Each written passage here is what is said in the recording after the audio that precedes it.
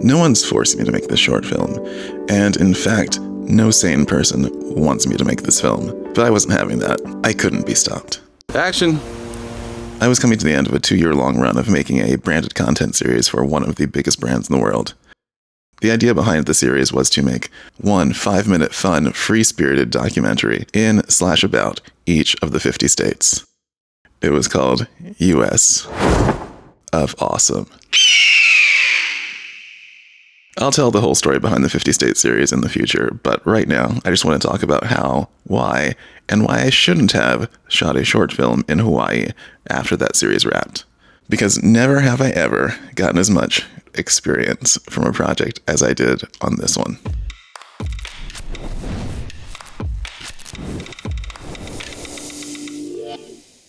Yes, I got a ton of experience and awards and viral views from shooting the 50-state series.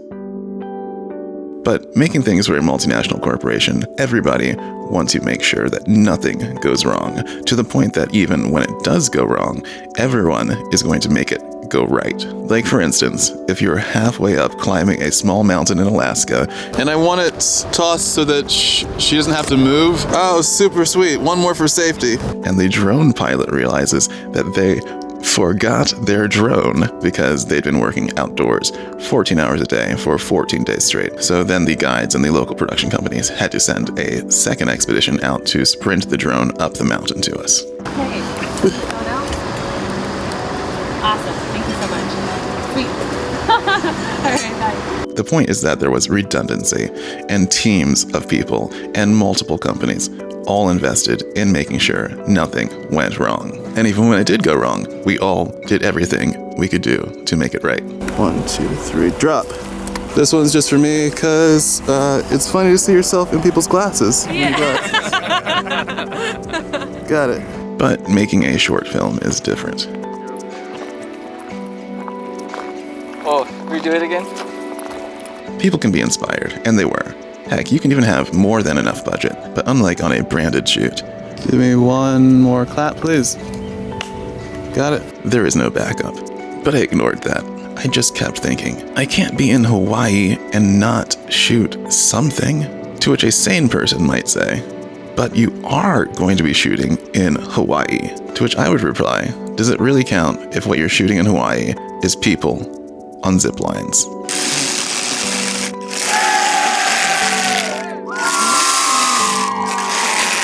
I mean, like, even the owner of the zipline tour company was like, I mean, we'll take the free publicity, but it seems kind of wrong that you aren't shooting surfing or the once-in-a-lifetime lava flows happening right now. we obviously floated that idea to the brand, but the brand was like, We don't want to be associated with volcanoes and lava flows. But I don't think that needs to be said. That combination does not really get across the point of fun and technology. Do you think volcanoes and lava flows are fun and technological? I would hope not. In fact, I would reckon that the messaging that you are trying to force on us is that of, hey y'all, let's go get sweaty and die. Am I right, y'all? Nonetheless, I truly enjoyed this lovely breakout sesh. See y'all in minutes. the shoot that they have set up for us is on Hawaii's most populated island, Oahu. I mean, just eating breakfast outside of the hotel is more tropical and adventurous than anything that I'd be doing in a normal day, but I'm still not satisfied. At first, I tell myself I'm just gonna stay behind a couple extra days and shoot some landscape photos. Super chill, won't cost a dime. But as soon as our tour guide gives us a glimpse into just how amazing of a place Hawaii is, and mentions that every other island is even more unbelievable than Oahu, I just can't help myself. Things very quickly escalated to finding a local production company, hiring a skeleton crew, casting actors, unexpectedly flying from one island to another island. And I say unexpectedly because you probably know this, but I didn't. The islands are so far away from each other that you can't take a ferry from one island to another. You absolutely have to fly. These right here, this turns into bananas. Show me that again, please. So they come out like this, and then these little flowers fall off, and then the bananas push out. There are 8 main islands, and they are all very different. But I was really only considering a few, though, because I needed not just pretty scenes, but otherworldly locations. Because did I mention that this self-produced short film was going to be a sci-fi? What an idiot! Idiot! Great effing idea, sir. Whatever, this is a long time ago. The first island I considered shooting on was Oahu, because that's where I was shooting for the brand that had even flown me out. I mean, Oahu is unbelievably gorgeous, but compared to the rest of the islands, it's also overrun by humans. I mean, it's cool to play basketball on the most beautiful place on Earth, but Oahu is 100% colonized by the American Interstate Highway Empire. I understand that all of this sounds ridiculous, but I was deep in it. Idiot!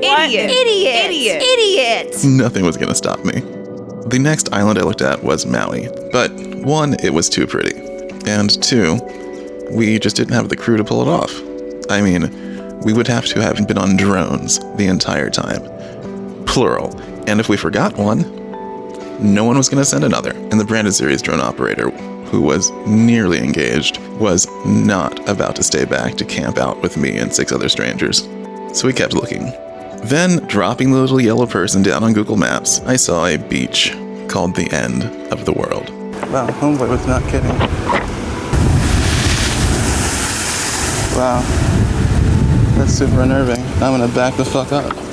Oh, and you guessed it. Our brand would also not want to be associated with anything called the End of the World.